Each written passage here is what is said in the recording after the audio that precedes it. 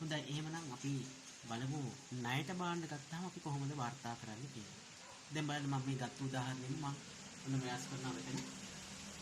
අපිට මුදල් වෙනකොට මම කියනවා ණයට බාණ්ඩ ගත්තා.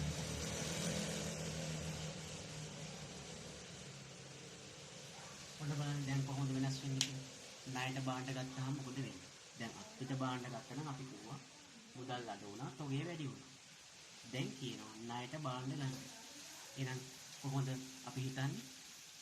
ඔන්න බාණ්ඩ තොගයක් එනවා. අපිට ගත්තත් ණයට ගත්තත් බාණ්ඩ තොගයක් ව්‍යාපාරට එනවා. ඒ නිසා බාණ්ඩ තොගය වැඩි වෙනවා. 20000.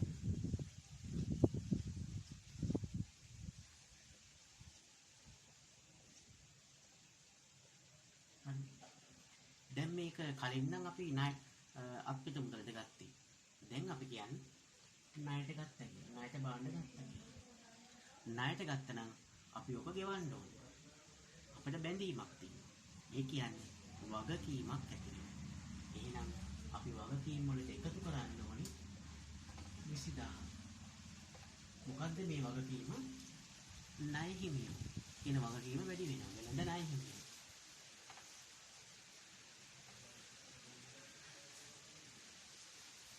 එහෙනම් ඔබට පැහැදිලිද අපිට බාණ්ඩ මිලට ගත්තයි කියලා කිව්වොත් කොහොමද මේකේ බලපෑම දක්වන්නේ?